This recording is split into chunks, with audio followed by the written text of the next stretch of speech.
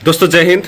आज हम बात करने वाले जो मोदी सरकार या यूपीएससी की लेटरल भर्ती जो निकली थी, जिसमें योग्यता के आधार पे भर्ती निकली थी, है ना, किस किस के लिए, तो जॉइंट सेक्रेटरी, डायरेक्टर और डेप्यूटी सेक्रेटरी के लिए।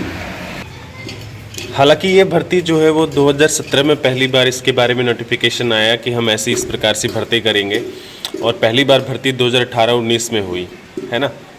अब तक जो है वो 60 प्लस लोग इसमें हैं डेपुटेशन पे, मतलब परमानेंट नहीं होता कि आप 60 वर्ष 65 वर्ष तक ऐसे ही करते रहेंगे।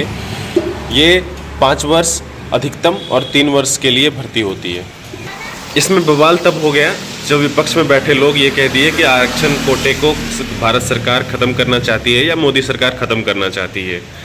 तो जो एनडीए के साथ में जो दल थे वो भी इनका विरोध करने लग गए। तभी केंद्रीय मंत्री अश्विनी वैष्णव, सूचना एवं प्रसारण मंत्री, रेलवे मिनिस्ट्री जिनके पास है, उनने कहा कि ये पहली बार ऐसा नहीं हुआ है कि मतलब पूर्व में कांग्रेस की जो सरकार थी इस तरह की कर चुकी है भर्ती। जैसे देखो, मनमोहन सिंह राजनीति से संबंधित नहीं थे, सीधे लाके कुर्सी पे बैठाया गया। इनके अलावा 2 व्यक्ति और जिनके बारे में उन्होंने कहा है, सैम पित्रोदा, है ना।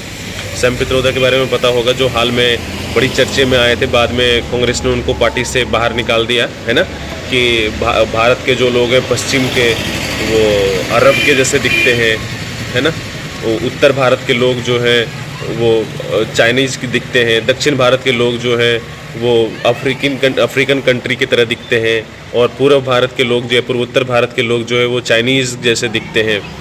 तो इसमें बवाल हो गया था बहुत। फिर बाद में कांग्रेस उनको पार्टी से ही निकाल दिए, ठीक है। तो वो जो है वो सीधे आकर के प्रधानमंत्री के सलाहकार के पद पर नियुक्त किए गए थे।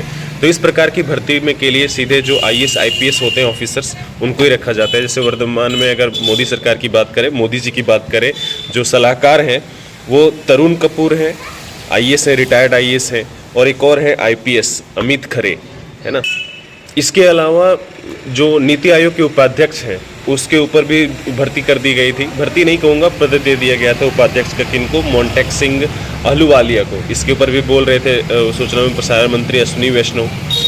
तो ये पहली बार नहीं हुआ ऐसा वो कह रहे थे। अभी वर्तमान में 45 जो भर्ती आई है उसके ऊपर बवाल मच गया है यूपीएससी का। वो इसलिए क्योंकि एनडीए का जो है पूर्ण बहुमत वाली सरकार नहीं बनी है, मतलब बीजेपी की, एनडीए की तो पूर्ण बहुमत है लेकिन बीजेपी की पूर्ण बहुमत वाली सरकार नहीं है, इसलिए इतना बवाल हुआ। और बाद में उनके संगठन के भी, मतलब एनडीए जो है उनके गठबंधन के भी जो नेता है वो भी उनके उसमें बिखर गए या उसके विरोध में आ गए।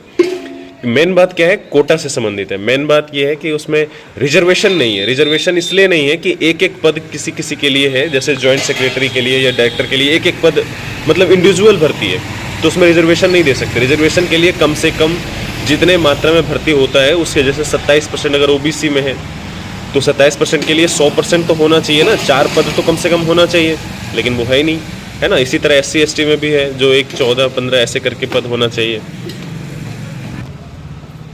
तो सभी के विरोध में, चाहे विपक्ष हो चाहे अपनों एनडीए के जो अपने गठबंधन के नेता हैं उनके विरोध में, मोदी सरकार ने सीधा निर्देश दिया है यूपीएससी को कि भैया ये जो लेकर के आए हो लेटरल भर्ती के लिए सीधी भर्ती 45 डायरेक्टर्स, जॉइंट सेक्रेटरी और डेप्यूटी सेक्रेटरी के लिए वो भर्ती अभी रोक दो, निर्देश दे दिए प्रधानमंत्री मोदी जी।